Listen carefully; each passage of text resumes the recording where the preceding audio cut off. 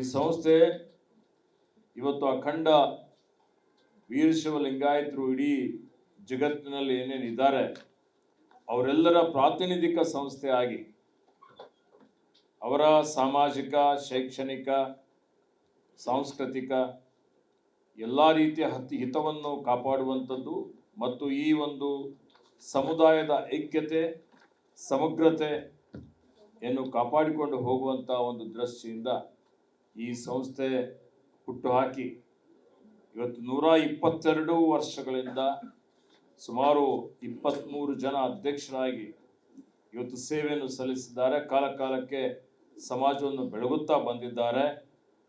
ಇವತ್ತೇನು ನಮ್ಮಲ್ಲಿ ಸಿರ್ಸಂಗಿ ಲಿಂಗರಾಜ್ ದೇಸಾಯಿ ಅವರು, ಆಟಾಡ್ ರುದ್ರೇಗೌಡರು, ಫಗು ಹಳಕಟ್ಟಿಯವರು, ಮಂತನಾಳ ಶಿವಯೋಗಿಗಳವರು, ಶತಾಯುಷಿಗಳಾದಂಥ ಪರಮಪೂಜ್ಯ ಶಿವಕುಮಾರ ಮಹಾಸ್ವಾಮಿಗಳವರು, ನಮ್ಮ ತಂದೆಯವರಾದ ಪೂಜ್ಯ ಭೀಮಣ್ಣ ಖಂಡ್ರೆಯವರು, ಶ್ರೀ ಶಾಮನೂರು ಶಿವಶಂಕರಪ್ಪನವರು, ಈಗ ಆ ಒಂದು ಮಹತ್ತರವಾದಂಥ ಜವಾಬ್ದಾರಿ ನನಗೆ ಕೊಟ್ಟಂಥದ್ದು ಅದು ನನ್ನ ಒಂದು ಸೌಭಾಗ್ಯ ಅಂತೇಳಿ ನಾನು ತಿಳ್ಕೊಂಡಿದ್ದೇನೆ. ಬಂಧುಗಳೇ, ಇವತ್ತು ವೀರಶೈವ ಲಿಂಗಾಯತ ಸಮುದಾಯಕ್ಕೆ ತನ್ನದೇ ಆದಂಥ ಒಂದು ಶ್ರೇಷ್ಠ ಸುದೀರ್ಘವಾದಂಥ ಇತಿಹಾಸ ಇದೆ, ಪರಂಪರೆ ಇದೆ. ಕಾಲ ಕಾಲಕ್ಕೆ ರೇಣುಕಾದಿ ಆಚಾರ್ಯರು, ಬಸವಾದಿ ಶರಣರು ಈ ಸಮಾಜವನ್ನು ಬೆಳಗುತ್ತಾ ಬಂದಿದ್ದಾರೆ. ಮಾನವ ಧರ್ಮಕ್ಕೆ ಜಯವಾಗಲಿ, ಧರ್ಮದಿಂದಲೇ ವಿಶ್ವಕ್ಕೆ ಶಾಂತಿ ಅಂತೇಳಿ ಎಲ್ಲರಿಗೂ ಒಳ್ಳೆಯದನ್ನೇ ಬಯಸುವಂಥ ಈ ಒಂದು ಸಮುದಾಯ, ಸಕಲ ಜೀವಾತ್ಮರಿಗೆ ಲೇಸನ್ನೇ ಬಯಸಿದ ಬಸವಾದಿ ಶರಣರು ಇಡೀ ಜಗತ್ತಿಗೆ ಸಾಮಾಜಿಕ ನ್ಯಾಯ ತಂದು ಕೊಟ್ಟಂಥದ್ದು, ಎಲ್ಲರಿಗೂ ಒಳ್ಳೆಯದಾಗಲಿ ಅನ್ನುವಂಥ ಒಂದು ಮಾತನ್ನು ಹೇಳಿದಂಥದ್ದು, ಇಡೀ ಜಗತ್ತಿಗೆ ಮಾದರಿಯಾದಂಥ ವಚನ ಸಾಹಿತ್ಯವನ್ನು ಕೊಟ್ಟಂಥದ್ದು.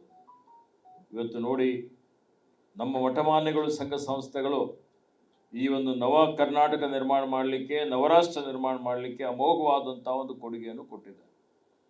ಒಂದಾನೊಂದು ಕಾಲದಲ್ಲಿ ಅಷ್ಟೇ ಅಲ್ಲ, ಇವತ್ತಿಗೂ ಸಹಿತ ಎಲ್ಲ ಜಾತಿ, ಎಲ್ಲ ಭಾಷೆ, ಎಲ್ಲ ಧರ್ಮದ ಜನರಿಗೆ ಆಶ್ರಯ ಕೊಟ್ಟು, ಅವರಿಗೆ ಅನ್ನ ಕೊಟ್ಟು, ಅವರಿಗೆ ಶಿಕ್ಷಣ ಕೊಟ್ಟು, ಅವರಿಗೆ ಸಂಸ್ಕಾರ ಕೊಟ್ಟು, ಅವರಿಗೆ ಬೆಳೆಸಿದಂಥ ಕೀರ್ತಿ ಇವತ್ತು ವೀರಶೈವ ಲಿಂಗಾಯತ ಸಮುದಾಯಕ್ಕೆ ಸಲ್ಲುತ್ತದೆ.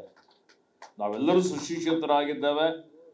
ಕರ್ನಾಟಕ ಇವತ್ತು ಎಲ್ಲ ಕಡೆ, ರಾಷ್ಟ್ರದಲ್ಲಿ ಅಷ್ಟೇ ಇಲ್ಲ, ಜಗತ್ತಿನಾದ್ಯಂತ ನಮ್ಮ ಏನು ಮಾನವ ಸಂಪನ್ಮೂಲ ಇದೆ, ಇಂಜಿನಿಯರ್ಸ್ ಇದ್ದಾರೆ, ಡಾಕ್ಟರ್ಸ್ ಇದ್ದಾರೆ, ಪರಿಣಿತರಿದ್ದಾರೆ, ಇಷ್ಟೊಂದು ಸಂಖ್ಯೆಯಲ್ಲಿ ಬೆಳವಣಿಗೆ ಆಗಿದೆ ಅಂತ ಹೇಳಿದ್ರೆ ಅದರಲ್ಲಿ ಈ ಸಮುದಾಯದ ಭಾಳ ದೊಡ್ಡ ಕೊಡುಗೆ ಇದೆ ಅಂತೇಳಿ ಭಾಳ ಹೆಮ್ಮೆಯಿಂದ ನಾನು ಹೇಳಲಿಕ್ಕೆ ಬಯಸ್ತಾ ಇದ್ದೀನಿ.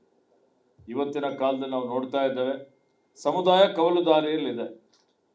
ಮತ್ತೆ ಅನೇಕ ಕಾರಣಗಳಿಂದಾಗಿ ಇವತ್ತು ಒಳಪಂಗಡಗಳ ಸಮಸ್ಯೆ ಇರ್ಬೋದು, ಇವತ್ತೇನು ಐಕ್ಯತೆ ಸಮಸ್ಯೆ ಇರ್ಬೋದು.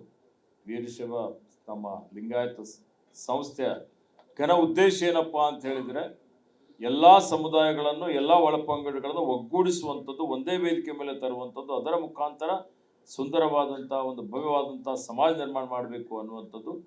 ಆ ನಿಟ್ಟಿನಲ್ಲಿ ಹಿಂದೆನೂ ಭಾಳಷ್ಟು ಶ್ರಮ ಮಾಡಿದ್ದಾರೆ. ನಮ್ಮ ತಂದೆಯವರಿದ್ದಾಗ ಗುರು ವಿರಕ್ತರ ಸಮಾವೇಶ ಆಗಿದೆ.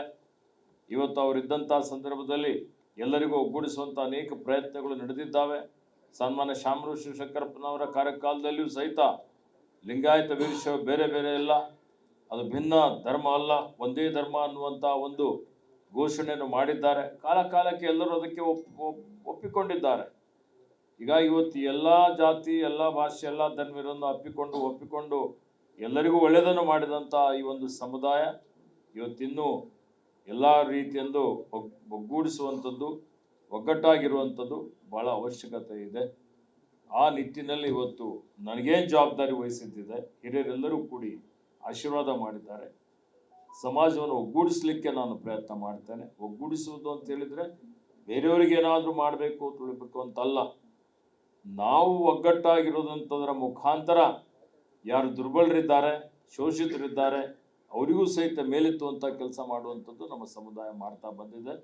ಅದು ಇನ್ನೂ ಪರಿಣಾಮಕಾರಿಯಾಗಿ ಮಾಡಬೇಕು ಅನ್ನುವಂಥದ್ದು, ಆ ನಿಟ್ಟಿನಲ್ಲಿ ಪ್ರಾಮಾಣಿಕವಂಥ ಪ್ರಯತ್ನ ನಾನು ಮಾಡ್ತೇನೆ, ಎಲ್ಲರ ಜೊತೆಯಲ್ಲಿ ಸೇರಿಕೊಂಡು ಅನ್ನುವಂಥ ಮಾತನ್ನು ಹೇಳಲಿಕ್ಕೆ ಬಯಸ್ತಾ ಇದ್ದೀನಿ. ಅದರ ಜೊತೆಯಲ್ಲಿ ನಮ್ಮ ಹಿರಿಯರೆಲ್ಲರ ಒಂದು ಕನಸಿತ್ತು. ಇಂದಿನ ದಿನಮಾನಗಳಲ್ಲಿ ಭಾಳಷ್ಟು ಕಡೆ ನಾವು ನೋಡ್ತಾ ಇದ್ದೇವೆ, ನಮ್ಮ ಸಮುದಾಯದಲ್ಲಿ ಸಹಿತ ಭಾಳಷ್ಟು ಜನ ಬಡತನಕ್ಕಿಂತ ಕೆಳಗಡೆ ಇದ್ದಾರೆ, ಭಾಳ ಕಡು ಬಡವರಿದ್ದಾರೆ. ಇವತ್ತು ನಾನು ಬೆಳಗಾವದಲ್ಲಿ ಇವತ್ತು ಬಾಲಕಿಯರಿಗಾಗಿ ವಿದ್ಯಾರ್ಥಿ ನಿಲಯ ಮಾನ್ಯ ಕೋರೆಯವರ ನೇತೃತ್ವದಲ್ಲಿ ಉದ್ಘಾಟನೆಯನ್ನು ಮಾಡಿದ್ದೇವೆ. ಅಲ್ಲಿ ವಿದ್ಯಾರ್ಥಿನಿಯರು ಆ ವಸತಿ ನಿಲಯದಲ್ಲಿ ಪ್ರವೇಶ ಪಡೀಲಿಕ್ಕೆ ಸಂದರ್ಶನ ಬಂದಂತಹ ಸಂದರ್ಭದಲ್ಲಿ ಅವರು ಎಷ್ಟೊಂದು ಕಡು ಬಡವರಾಗಿದ್ದಾರೆ ಅಂತೇಳಿ ನೋಡಿದರೆ ಇವತ್ತು ಬಹಳ ಗಾಬರಿ ಆಗ್ತದೆ. ಆ ದೃಷ್ಟಿಯಿಂದ ಇವತ್ತೇನು ನಮ್ಮ ಸಮುದಾಯದಲ್ಲಿ ಸುಮಾರು 40ರಿಂದ 50% ಜನ ಬಡವರಾಗಿದ್ದಾರೆ, 30% ಅಂತೂ ಕಡು ಬಡವರಾಗಿದ್ದಾರೆ. ಏನು ಅಹಿಂದ ಅಂತ ಹೇಳ್ತೀವಿ, ಆ ಒಂದು ಸಂದರ್ಭದಲ್ಲಿ ಒಳ ಪಂಗಡಗಳಲ್ಲಿ ಸುಮಾರು ಇವತ್ತು ಲಿಂಗಾಯತ ವೀರಶೈವ ಸಮುದಾಯಕ್ಕೆ ಸಂಬಂಧಪಟ್ಟಂಥವರು ಇವತ್ತು ಅನೇಕ ಜನ ಬಹಳ ಕಷ್ಟದಲ್ಲಿದ್ದಾರೆ. ಅವರೆಲ್ಲರಿಗೂ ಸಾಮಾಜಿಕ ನ್ಯಾಯ ಕೊಡುವಂಥದ್ದು ಸಂವಿಧಾನಬದ್ಧವಾಗಿ. ಸಾಮಾಜಿಕ ನ್ಯಾಯ ಯಾವುದೇ ಒಂದು ಸಮುದಾಯದ ಸ್ವತ್ತಲ್ಲ, ಅದು ಎಲ್ಲರಿಗೂ ಅನ್ವಯ ಆಗ್ತದೆ. ಸಮಾಜದಲ್ಲಿರುವಂಥ ಕಟ್ಟ ಕಡೆ ವ್ಯಕ್ತಿಗೂ ಇವತ್ತು ನ್ಯಾಯ ಸಿಗಬೇಕು ಅನ್ನುವಂಥದ್ದು, ಅವರಿಗೆ ನ್ಯಾಯ ಸಿಕ್ಕರೆ ಮಾತ್ರ ಇವತ್ತು ನಮ್ಮಲ್ಲಿ ಪ್ರಜಾಪ್ರಭುತ್ವ ಯಶಸ್ವಿ ಆಗ್ತದೆ ಅನ್ನುವಂಥ ಮಾತನ್ನು ಹೇಳಿದ್ದಂಥದ್ದು ಸತ್ಯ ಇದೆ. ಆ ನಿಟ್ಟಿನಲ್ಲಿ ಎಲ್ರಿಗೂ ಸಮಾನವಾಗಿ ನ್ಯಾಯ ಕೊಡಿಸಲಿಕ್ಕೆ ಇವತ್ತು ಮಹಾಸಭೆ ಪ್ರಾಮಾಣಿಕವಂತ ಪ್ರಯತ್ನ ಮಾಡ್ತದೆ ಅನ್ನುವಂಥ ಮಾತನ್ನು ಹೇಳಲಿಕ್ಕೆ ಬಯಸ್ತಾ ಇದ್ದೀನಿ.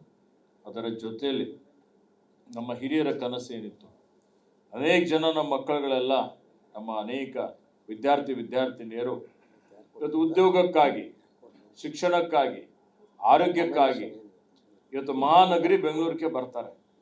ಬೆಂಗಳೂರು ಬಹಳ ದುಬಾರಿ ನಗರ. ಇಲ್ಲಿ ಈ ಬೆಂಗಳೂರಿನಲ್ಲಿ ವಾಸ್ತವ್ಯ ಮಾಡೋದೇ ಬಹಳ ಕಷ್ಟ. ಹೀಗಾಗಿ ಯಾರು ಉನ್ನತ ಶಿಕ್ಷಣ ಪಡೀಲಿಕ್ಕೆ ನಮ್ಮ ವಿದ್ಯಾರ್ಥಿನಿಯರು ಬರ್ತಾರೆ, ಅವರಿಗೆ ಒಂದು ಇವತ್ತು ಫ್ರೀಯಾಗಿ ವಸತಿ ನಿಲಯ ಮಾಡಬೇಕು ಅನ್ನೋಂಥದ್ದು ನಮ್ಮ ತಂದೆಯವರ ಕನಸು ಆಗಿತ್ತು, ಮಾನ್ಯ ಶಾಮನೂರು ಶಿವಶಂಕರಪ್ಪನವರ ಕನಸು ಆಗಿತ್ತು. ಇವತ್ತು ಈಗಾಗಲೇ ಬಹಳ ಜಿಲ್ಲೆಗಳಲ್ಲಿ ಆಗಿದೆ. ಈಗಲೇ ಬೆಂಗಳೂರಿನಲ್ಲಿ ಆಗಲಿಕ್ಕೆ ಪ್ರಾರಂಭ ಮಾಡಲಿಕ್ಕೆ ಜಮೀನು ತೆಗೆದುಕೊಳ್ಳಲಾಗಿದೆ, ಕೆಲವರು ದಾನ ಮಾಡಿದ್ದಾರೆ. ಹೀಗಾಗಿ ನಾವು ಇವತ್ತಿನ ದಿವಸ ನಾನು, ಶಂಕರ್ ಬಿದ್ರಿ ಅವರು, ಕೋರೆ ಸರ್ ಅವರು, ಚರಂತಿಮಠರವರು, ವೀರಣ್ಣರವರು, ಅನೇಕ ರಾಜಣ್ಣ, ಅನೇಕ ನಮ್ದೆಲ್ಲ ಪದಾಧಿಕಾರಿಗಳು, ಚಪತಿ ಅವರು ಇದ್ದಾರೆ, ಎಲ್ಲರೂ ಸೇರಿ ತೀರ್ಮಾನ ಮಾಡಿದ್ದಾರೆ. ಆದಷ್ಟು ಶೀಘ್ರದಲ್ಲಿ ಮಾರ್ಚ್ ಒಳಗಾಗಿ ಇಲ್ಲಿ ಬೆಂಗಳೂರಿನಲ್ಲಿ 1,000 ವಿದ್ಯಾರ್ಥಿ ಕನಿಷ್ಠ ಇವತ್ತು ವಿದ್ಯಾರ್ಥಿಗಳಿಗೆ ಒಂದು ವಸತಿ ನಿಲಯ ನಿರ್ಮಾಣ ಮಾಡಲಿಕ್ಕೆ ಅದಕ್ಕೆ ಶಂಕುಸ್ಥಾಪನೆ ಆಗಬೇಕು. 1.5 ವರ್ಷದಲ್ಲಿ ಈ ಒಂದು ಕಟ್ಟಡದ ಕಾಮಗಾರಿ ಪೂರ್ಣಗೊಳಿಸಬೇಕು ಅನ್ನುವಂಥ ಒಂದು ಸಂಕಲ್ಪ ನಾವು ಮಾಡಿದ್ದೇವೆ ಅನ್ನುವಂಥ ಮಾತನ್ನು ತಮ್ಮ ಮಾಧ್ಯಮದ ಮುಖಾಂತರ ಇವತ್ತು ಸಮಾಜ ಬಂಧುಗಳಿಗೆ ನಾನು ಹೇಳಲಿಕ್ಕೆ ಬಯಸ್ತಾ ಇದ್ದೀನಿ. ಇದರ ಜೊತೆಯಲ್ಲಿ ಎಲ್ಲರ ಸಹಕಾರನೂ ಬೇಕು. ಜೊತೆಯಲ್ಲಿ ಎಲ್ಲ ಜಿಲ್ಲೆಗಳಲ್ಲಿ, ಎಲ್ಲ ತಾಲೂಕಿನಲ್ಲಿ ಭವನ ನಿರ್ಮಾಣ ಮಾಡುವಂಥದ್ದು, ಅದರ ಜೊತೆಯಲ್ಲಿ ವಸತಿ ನಿಲಯ ನಿರ್ಮಾಣ ಮಾಡುವಂಥದ್ದು, ಇವತ್ತು ಶಿಕ್ಷಣಕ್ಕೆ ಹೆಚ್ಚಿನ ಮಹತ್ವ ಕೊಡುವಂಥದ್ದು, ಉನ್ನತ ಶಿಕ್ಷಣಕ್ಕೆ ನಮ್ಮ ಮಕ್ಕಳಿಗೆ, ವಿದ್ಯಾರ್ಥಿಗಳಿಗೆ, ಪ್ರತಿಭಾವಂತರಿಗೆ ಪ್ರೋತ್ಸಾಹ ಮಾಡುವಂಥ ಒಂದು ಕಾರ್ಯಕ್ರಮ ಹಮ್ಮಿಕೊಳ್ಳಬೇಕು ಅನ್ನುವಂಥದ್ದು ಉದ್ದೇಶ ಇದೆ. ಸ್ಪರ್ಧಾತ್ಮಕ ಪರೀಕ್ಷೆಗಳಲ್ಲಿ ಅವರಿಗೆ ತರಬೇತಿ ಕೊಡಬೇಕು ಅನ್ನುವಂಥದ್ದು, IAS, IPS, IFS ಏನು ಅದಕ್ಕೆ ಇವತ್ತು ತಯಾರಿ ಮಾಡ್ತಾರೆ, ಅವರಿಗೆ ತರಬೇತಿ ಕೊಡುವಂಥ ರೀತಿಯಲ್ಲಿ ನಾವೊಂದು ವ್ಯವಸ್ಥೆ ಮಾಡಬೇಕು ಅನ್ನುವಂಥದ್ದು, ಇತರ ಹಲವಾರು ಯೋಜನೆಗಳನ್ನು, ಕಾರ್ಯಕ್ರಮಗಳನ್ನು ಇವತ್ತು ಮಹಾಸಭೆ ಇವತ್ತು ಮಾಡ್ತಾ ಇದೆ. ಹೀಗಾಗಿ ಇದಕ್ಕೆ ಎಲ್ಲರ ಒಂದು ಸಹಕಾರದ ಅವಶ್ಯಕತೆ ಇದೆ. ನಾವೆಲ್ಲರೂ ಒಗ್ಗಟ್ಟಿನಲ್ಲಿ ಬಲವಿದೆ, ವಿಘಟನೆಯಲ್ಲಿ ದುರ್ಬಲತೆ ಇದೆ, ನಾವೆಲ್ಲ ಅರ್ಥ ಮಾಡಿಕೊಳ್ಬೇಕಾಗ್ತದೆ. ಆ ನಿಟ್ಟಿನಲ್ಲಿ ನಾವು ಸಂಘಟಿತರಾಗುವಂಥದ್ದರ ಮುಖಾಂತರ ಸಮಾಜದ ಇತರ ವರ್ಗದವರನ್ನು ತಮ್ಮ ಜೊತೆಯಲ್ಲಿ ತೆಗೆದುಕೊಂಡು ಹೋಗಿ ಸುಂದರವಾದಂಥ, ಭವ್ಯವಾದಂಥ ರಾಷ್ಟ್ರ ನಿರ್ಮಾಣ ಮಾಡಲಿಕ್ಕೆ ಪ್ರಾಮಾಣಿಕವಂತ ಪ್ರಯತ್ನ ನಾವು ಮಾಡಬೇಕಾಗಿದೆ. ಆ ನಿಟ್ಟಿನಲ್ಲಿ ಮಹಾಸಭಾದ ಏನು ದೇವೋದ್ದೇಶಗಳಿದ್ದಾವೆ ಅವೆಲ್ಲವನ್ನೂ ಪೂರ್ತಿ ಮಾಡಲಿಕ್ಕೆ ಎಲ್ಲರ ಸಹಕಾರದಿಂದ ಪ್ರಾಮಾಣಿಕವಾಗಿ ನಾನು ಪ್ರಯತ್ನ ಮಾಡ್ತೇನೆ ಅನ್ನುವಂಥ ತಮ್ಮ ಮುಖಾಂತರ ನಾನು ಎಲ್ಲರಿಗೆ ಒಂದು ಸಂದೇಶವನ್ನು ಕೊಡುತ್ತಾ, ಎಲ್ಲ ಮಠಾಧೀಶರು, ಗುರುಗಳಿರ್ಬೋದು, ಏಕೆಂದರೆ ಜಗದ್ಗುರುಗಳು ಮಾತನಾಡಿದರು, ಇವತ್ತು ರಂಭಾಪುರಿ ಶ್ರೀಗಳು ಮಾತನಾಡಿದರು, ಮತ್ತು ವಿರಕ್ತ ಸ್ವಾಮಿಗಳು ಮಾತನಾಡಿದರು, ನಮ್ಮ ಬಾಲ್ಕಿ ಶ್ರೀಗಳು ಇವತ್ತು ಮಾತನಾಡಿ ಆಶೀರ್ವಾದ ಮಾಡಿದ್ದಾರೆ. ಎಲ್ಲ ಪೂಜ್ಯರ ಗುರುಗಳ ವಿರಕ್ತರ ಆಶೀರ್ವಾದ ಇದೆ. ಮತ್ತು ಈ ಒಂದು ಸಭೆಯಲ್ಲಿ ಕೇರಳ ಘಟಕದ ಅಧ್ಯಕ್ಷರು, ತೆಲಂಗಾಣ ಘಟಕದ ಅಧ್ಯಕ್ಷರು, ಮಹಾರಾಷ್ಟ್ರ ಘಟಕದ ಅಧ್ಯಕ್ಷರು, ತಮಿಳುನಾಡು ಘಟಕದ ಅಧ್ಯಕ್ಷರು, ಆಂಧ್ರ ಘಟಕದ ಅಧ್ಯಕ್ಷರು ಅವರೆಲ್ಲರೂ ಇದರಲ್ಲಿ ಭಾಗವಹಿಸಿದ್ದಾರೆ. ಇವತ್ತು ಆ ದೃಷ್ಟಿಯಿಂದ ಇವತ್ತು ನಾವೆಲ್ಲ ಸೇರಿ ಇವತ್ತು ಮಹಾಸಭಾವನ್ನು ಸದೃಢವನ್ನಾಗಿ ಮಾಡಿ ಮುಂದೆ ಸಮಾಜ ಇವತ್ತು ಬೆಳೆಸಲಿಕ್ಕೆ ಪ್ರಾಮಾಣಿಕವಂತ ಪ್ರಯತ್ನ ನಾವು ಮಾಡ್ತೇವೆ ಅಂತ ಹೇಳಿ ನಿಮ್ಮೆಲ್ಲರಿಗೆ ಮತ್ತೊಮ್ಮೆ ನನ್ನ ಪರವಾಗಿ ಮತ್ತು ವಿಶೇಷವಾಗಿ ಕಾರ್ಯಕಾರಿ ಸಮಿತಿಯ ಸದಸ್ಯರ ಪರವಾಗಿ ಮತ್ತು ಅತ್ಯಂತ ಹಿರಿಯರಾದಂಥ ಮಾನ್ಯ ಪ್ರಭಾಕರ್ ಕೋರೆ ಸರ್ ಅವರು, ವೀರಣ್ಣ ಚರಂತಿಮಠ್ ಸರ್ ಅವರು, ಶಂಕರ್ ಬಿದ್ರಿಜಿ ಅವರಿದ್ದಾರೆ, ರಾಜಣ್ಣ ಇದ್ದಾರೆ, ಚಕೋತಿ ಅವರಿದ್ದಾರೆ, ಗಣೇಶ್ ಅವರಿದ್ದಾರೆ, ಗಣೇಶ್ ಶಾಮನೂರಣ್ಣ ಅವರು, ಎಲ್ಲ ಯುವ ಘಟಕದ ಅಧ್ಯಕ್ಷರುಗಳಿದ್ದಾರೆ, ಇವತ್ತು ವೀಣಾ ಕಾಶ್ಯಪ್ನವರಿದ್ದಾರೆ. ಗ್ಯಾರಂಟಿ ನ್ಯೂಸ್, ಸುದ್ದಿ ಖಚಿತ, ನ್ಯಾಯ ನಿಶ್ಚಿತ.